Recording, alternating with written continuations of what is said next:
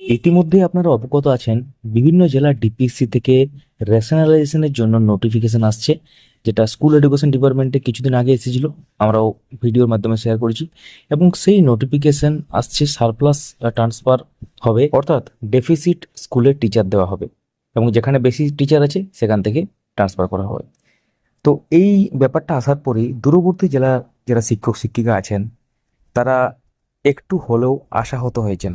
কেন হয়েছেন? কারণ উচ্চশ্রী পোর্টালে যখন তারা বিটিআর বা ভ্যাকেন্সি দেখছেন পছন্দের স্কুলে নিজের জেলায়, তো সেখানে তারা, যদিও সেটা অ্যাপ্লাই করা যাচ্ছে না, এটা নিয়ে আমরা একটু পরে আসছি, তো সেখানে যে স্কুলের লিস্ট দেখছেন এবং তার আগে যদি এই রেশনালাইজেশন প্রক্রিয়া সম্পন্ন হয়ে যায়, তাহলে তো যেসব স্কুলের লিস্ট দেখছেন সেগুলো তো ভর্তি হয়ে যাবে, এটাই কিন্তু আশঙ্কা তাদের মনে। কিন্তু এই ভিডিওর মাধ্যমে আমরা একটা গুরুত্বপূর্ণ ব্যাপার শেয়ার করব। শেষ পর্যন্ত ভিডিওটা দেখলে আপনারা ব্যাপারটা বুঝতে পারবেন। সঙ্গে থাকুন, দেখতে থাকুন। আপনারা দেখছেন আপডেট মাস্টার। যারা ফেসবুক প্ল্যাটফর্ম থেকে দেখছেন তারা অবশ্যই আমাদের এই পেজটিকে ফলো করুন। যারা ইউটিউব প্ল্যাটফর্ম থেকে দেখছেন আমাদের এই চ্যানেলটিকে সাবস্ক্রাইব করে পাশের বেল আইকন প্রেস করে অল করে দেবেন এবং হাইপ অপশনটিকে কাজে লাগাবেন। ভিডিওটি লাইক করতে পারেন এবং ইচ্ছে হলে সবার সাথে শেয়ারও করতে পারেন। শুরু করা যাক।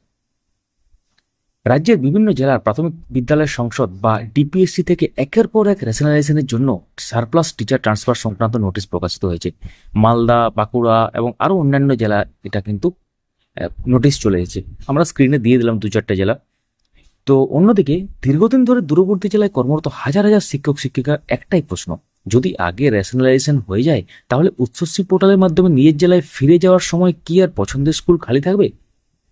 আজকের ভিডিওতে আমরা সরকারি নোটিশের ভিত্তিতে এই বিষয়টি বিশ্লেষণ করব। আর এই বিশ্লেষণে রয়েছে দূরবর্তী জেলা শিক্ষকদের জন্য একটি গুরুত্বপূর্ণ ইতিবাচক দিক। অবশ্যই ভিডিওটি শেষ পর্যন্ত দেখবেন এবং এর সাথেও আমরা যেসব স্কুলে সিঙ্গেল টিচার বা জিরো টিচার সেই সব স্কুলের লিস্টও কিন্তু দেখাবো। তাহলে প্রথমেই আসা যাক রেশনালাইজেশন নিয়ে কি বলছে ডিপিএসসি নোটিশ। মালদা জেলা প্রাথমিক বিদ্যালয় সংসদের নোটিশে স্পষ্ট বলা হয়েছে যে জেলার সারপ্লাস স্কুল চিহ্নিত করা হয়েছে এবং সেখানকার ইচ্ছুক শিক্ষকদের ডেফিসিট স্কুলে স্থানান্তরের আবেদন নেওয়া হচ্ছে। পাশাপাশি সাব ইন্সপেক্টরদের বিশেষভাবে নির্দেশ দেওয়া হয়েছে সিঙ্গেল টিচার স্কুলে অতিরিক্ত শিক্ষক দিতে হবে, জিরো এনরোলমেন্ট স্কুলে শিক্ষকদের ডেফিসিট স্কুলে পুনর্বিন্যাস করতে হবে। একটা ব্যাপার খেয়াল করুন, এখানে কিন্তু সিঙ্গেল টিচার স্কুল এবং জিরো এনরোলমেন্ট স্কুল এটা গুরুত্ব দেওয়া হচ্ছে।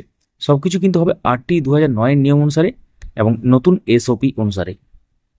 অন্যদিকে বাঁকুড়ার ডিপিএসসি নোটিশেও বলা হয়েছে যে সারপ্লাস স্কুলের শিক্ষকরা নো টিচার অথবা সিঙ্গেল টিচার স্কুলে বদলির জন্য আবেদন করতে পারবেন। অর্থাৎ দুটি জেলার নোটিশেই একই বিষয় অত্যন্ত স্পষ্ট। এটা ছাড়াও অন্যান্য জেলার কিন্তু নোটিশ এসেছে এবং আসছে। আমরা উদাহরণস্বরূপ এই দুটি জেলা দেখাচ্ছি আপনাদেরকে।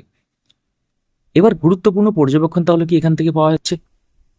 যখন দূরবর্তী জেলার শিক্ষক শিক্ষিকারা উচ্চশ্রী পোর্টালে নিজের জেলার স্কুল নির্বাচন করছেন এবং তার পাশে চেক পিটিআর অপশন দেখছেন, সেখানে ভ্যাকেন্সি দেখাচ্ছে কত স্টুডেন্ট কত টিচার, তখন অনেকে লক্ষ্য করছেন জিরো এনরোলমেন্ট স্কুল দেখাচ্ছে না এবং অনেক ক্ষেত্রে সিঙ্গেল টিচার স্কুলও দেখাচ্ছে না। বেশিরভাগ ক্ষেত্রে কি হচ্ছে, জিরো এনরোলমেন্ট স্কুলটা কিন্তু উচ্চশিক্ষা পোর্টালে শো করছে না। আপনি যে ধরুন পছন্দের জেলার যে স্কুলটা দেখছেন সেখানে কিন্তু জিরো এনরোলমেন্ট স্কুল দেখতে পাবেন না সচরাচর। অর্থাৎ পোর্টালে যে ভ্যাকেন্সি লিস্ট দেখাচ্ছে সেটি এবং জেলার রেশনালাইজেশনের জন্য চিহ্নিত স্কুলের তালিকা কিন্তু এক নয়। মানে এক নয় বললে, পুরোপুরি এক নয় বললে ভুল হবে। সিঙ্গেল টিচার স্কুল কোন কোন ক্ষেত্রে দেখাতে পারে, কিন্তু এক্ষেত্রে একটা পজিটিভ ব্যাপার কি, জিরো এনরোলমেন্ট স্কুলটা কিন্তু দেখাচ্ছে না। তাহলে অর্থ কি? সরকারি নোটিশ থেকে যে বিষয়টি বোঝা যাচ্ছে তা হলো জেলার মধ্যে রেশনালাইজেশনের মূল লক্ষ্য হচ্ছে সিঙ্গেল টিচার স্কুলে শিক্ষক দেওয়া এবং নো টিচার বা টিচারলেস স্কুলে শিক্ষক নিয়োগ করা, জিরো এনরোলমেন্ট স্কুলের শিক্ষককে অন্য ডেফিসিট স্কুলে স্থানান্তর করা। অন্যদিকে উচ্চশ্রী পোর্টালের দূরবর্তী জেলার শিক্ষকরা যেসব ডেফিসিট স্কুল দেখছেন সেগুলোর অনেকগুলোতে ইতিমধ্যে 2-3 বা তারও বেশি শিক্ষক রয়েছেন। এটা আপনারা হয়তো রিয়েলাইজ করেছেন। তাই স্বাভাবিকভাবেই মনে করা যায় জেলার অভ্যন্তরে রেশনালাইজেশন এবং দূরবর্তী জেলার জেনারেল ট্রান্সফার, এই দুই প্রক্রিয়ার লক্ষ্য অনেক ক্ষেত্রে আলাদা হতে পারে। এটা আমাদের পর্যবেক্ষণ। দূরবর্তী জেলার শিক্ষকদের কি উদ্বিগ্ন হওয়া উচিত? এখন এটাই বড় প্রশ্ন। আমাদের পর্যবেক্ষণ অনুযায়ী বর্তমানে যে নোটিশগুলি প্রকাশিত হয়েছে সেগুলি দেখে মনে হচ্ছে দূরবর্তী জেলার শিক্ষকরা যে স্কুলের লিস্টগুলো দেখছেন পোর্টালে, তার বড় অংশ হয়তো রেশনালাইজেশনের আওতায় থাকা সিঙ্গেল টিচার বা জিরো টিচার স্কুল নয়, ফলে শুধুমাত্র এই নোটিশগুলির ভিত্তিতে এখনই বলা কঠিন যে উচ্চশিক্ষা পোর্টালে দেখা সমস্ত ভ্যাকেন্সি শেষ হয়ে যাবে। তবে মনে রাখতে হবে, চূড়ান্ত সিদ্ধান্ত সংশ্লিষ্ট কর্তৃপক্ষের প্রশাসনিক প্রক্রিয়া ও পরবর্তী নির্দেশের উপর নির্ভর করবে। তো আমাদের মতামত কি? তবুও আমরা মনে করি সবথেকে ভালো হতো যদি প্রথমে দীর্ঘদিন ধরে দূরবর্তী জেলায় কর্মরত শিক্ষক শিক্ষিকাদের উচ্চশিক্ষা পোর্টালের মাধ্যমে বা অন্য কোনো পলিসি এনে নিজের জেলায় ফেরানোর সুযোগ সম্পূর্ণ করা হতো। তারপর জেলার অভ্যন্তরে রেশনালাইজেশনের কাজ শুরু করা হলে উদ্বেগ ও বিভ্রান্তি অনেকটাই কমে যেত। এটি সম্পূর্ণ একটি নীতিগত মতামত, সরকারি ঘোষণা কিন্তু নয়। এবং এক্ষেত্রে আমরা রেশনালাইজেশনের বিপক্ষে নই। রেশনালাইজেশন খুবই একটা ভালো জিনিস, কিন্তু তার আগে জেলা ট্রান্সফার বা দূরবর্তী জেলার কর্মরত তাদেরকে নিজের জেলায় ফিরিয়ে দেওয়া উচিত। আপনাদের জেলা ডিপিএসসি থেকেও কি রেশনালাইজেশনের এই নোটিশ প্রকাশিত হয়েছে? যদি না হয়ে থাকে, দেখা যাবে আপকামিং দিনে বা আজ একটু পরে হয়তো চলে আসবে।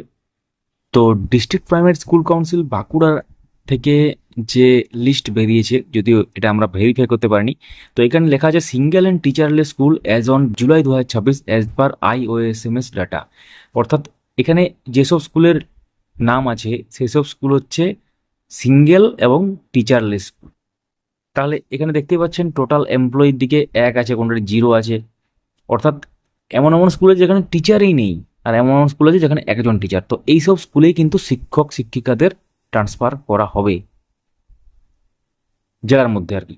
তো সার্কেল ওয়াইজ পুরো একদম দেওয়া আছে, circle name, school name, DISE code, total employee. তো এখানে কিন্তু আপনারা একটাও দেখতে পাবেন না যে একের বেশি শিক্ষক আছেন এমন স্কুল, কারণ এক্ষেত্রে রেশনালাইজেশনের জন্য যেসব স্কুলে শিক্ষক শিক্ষিকা দেওয়া হবে তার এটা লিস্ট। যদি অফিসিয়াল লিস্ট হয়ে থাকে তো অবশ্যই এইভাবে কিন্তু হবে, এইসব স্কুলে কিন্তু শিক্ষক ট্রান্সফার করা হবে। তাহলে আপনারা বুঝতে পারলেন ব্যাপারটা। আপনার মতে কোনটি আগে হওয়া উচিত? হোম ডিস্ট্রিক্ট ট্রান্সফার, অর্থাৎ হোম ডিস্ট্রিক্ট জেনারেল ট্রান্সফার, নাকি ডিস্ট্রিক্ট রেশনালাইজেশন? আপনার মতামত অবশ্যই কমেন্টে লিখুন। কোন জেলা থেকে ভিডিও দেখছেন, আপনার হোম ডিস্ট্রিক্ট কোথায়, আপনার ওয়ার্কিং ডিস্ট্রিক্ট কোথায়, লিখতে ভুলবেন না। ভিডিওটি যদি তথ্যবহুল মনে হয় অবশ্যই লাইক করুন, শেয়ার করুন এবং আপডেট মাস্টার চ্যানেলটিকে সাবস্ক্রাইব করুন বা আপডেট মাস্টার পেজটিকে ফলো করে রাখুন। Thank you.